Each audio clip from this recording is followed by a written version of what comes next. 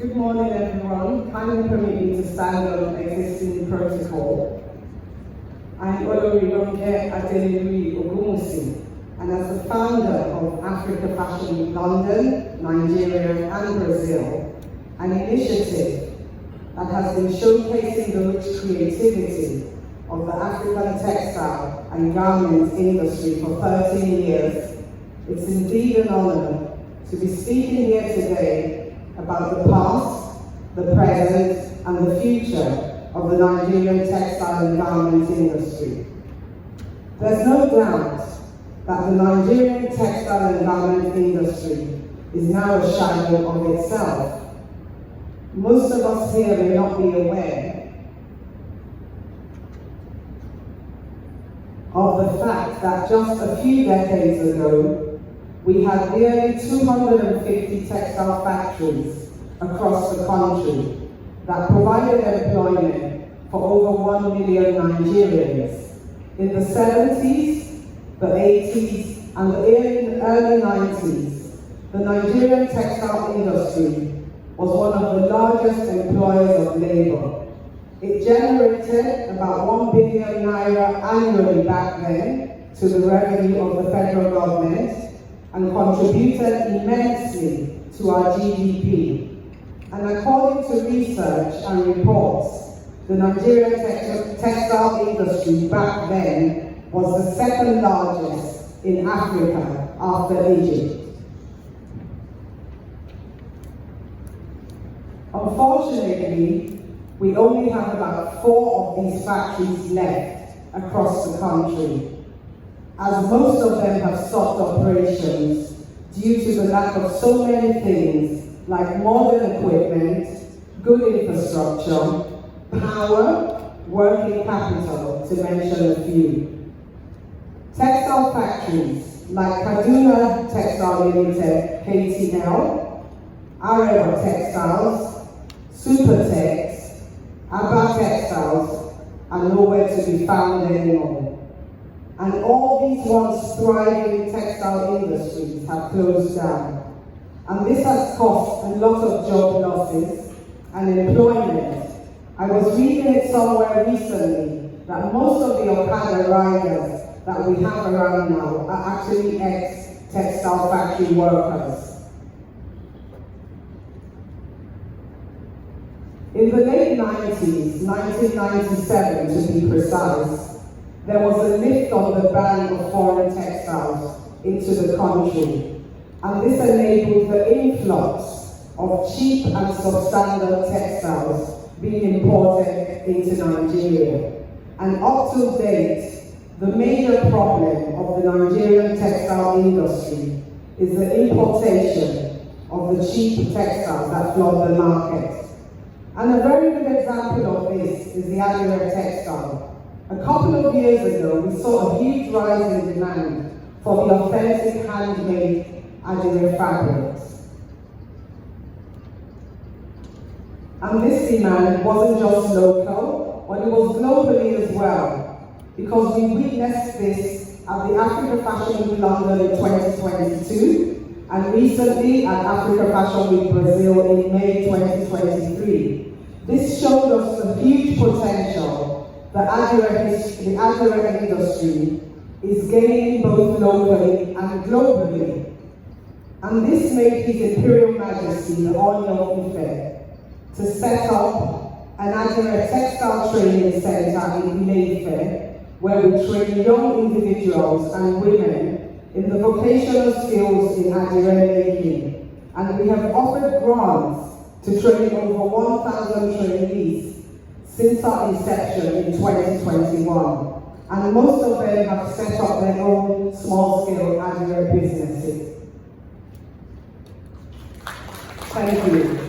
And there was a beacon of hope for the artisans who make these unique designs, but unfortunately, this didn't last long. As countries, I don't want to mention names, but countries have taken advantage of this new rise in the global demand for the Aderonke textiles. And again, they have started to flood the market with fake copies, printed versions of the handmade Aderonke and these copies are inferior and cheap, and they make it so difficult for the indigenous artisans to earn a sustainable living from their labor.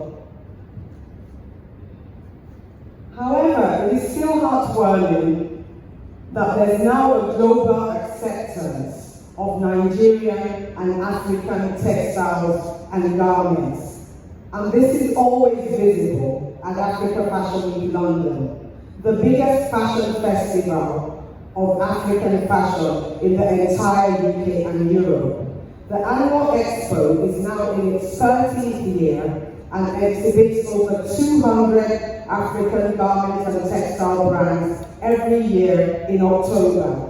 In London, one of the fashion capitals of the world. It provides awareness, networking opportunities, B2Bs, B2Cs, and it showcases the best of Africa's fashion entrepreneurs.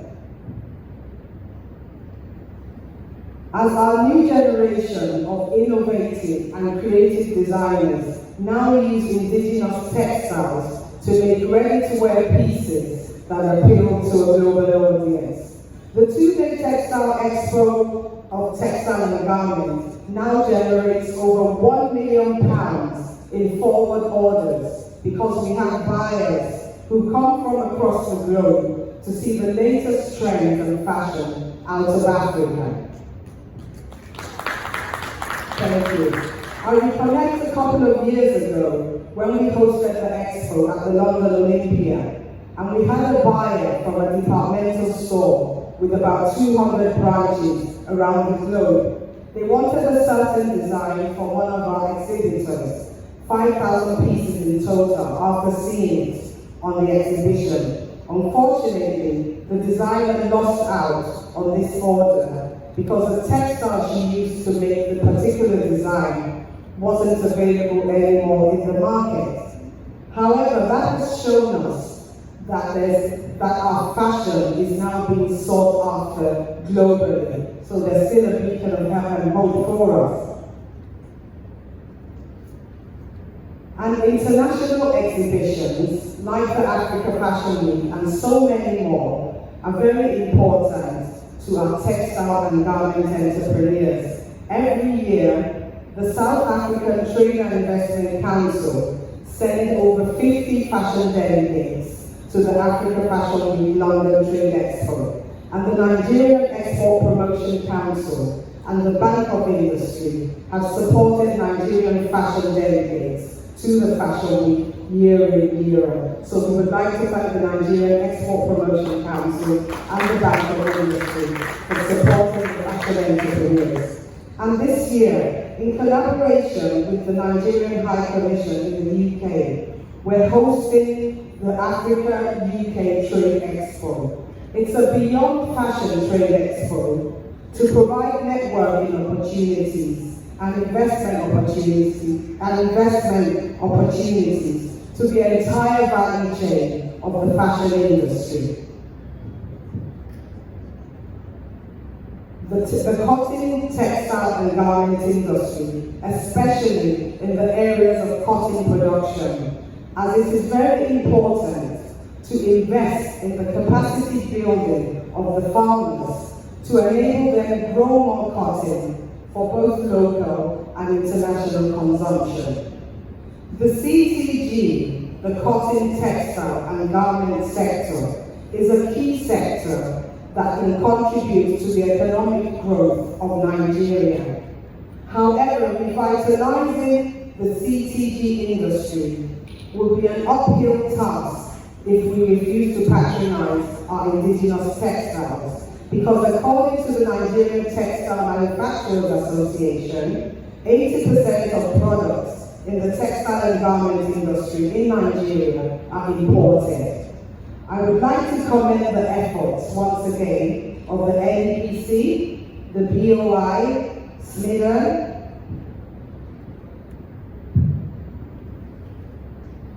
the Ministry of Trade and Investment, and all other governmental agencies who are committed to positioning our textile and our garment industry as a non-oil export product. with particular reference to Providus Bank for their support towards the recent Africa Fashion Week Trade Expo in Brazil and the upcoming Africa Fashion Week London Trade Expo. In conclusion, I would like to say the global textile industry is valued at almost $1.2 trillion, with China, the United States, India, and Europe dominating the market. And our target in Nigeria should be to own between 25 to 30% of this lucrative market, because there's a growing demand for African textiles and garments with the potential to export up to $735 million worth of apparels annually. The textile and garment industry can contribute immensely to the economic growth of Nigeria. And it's heartwarming to know that about 48 hours ago, the UK government decided to boost Nigeria's non-export commodities by slashing tariffs on 3,000 commodities, including the textile and garment. Thank you. So let's take advantage of our advantage. As we at AFWL, Africa Fashion Week London, are positive that the era of renewed hope of our President, His Excellency, Asiwaju Bola Ahmed Tinubu, will restore hope in reviving the Nigerian textile and garment industry. Thank you very much.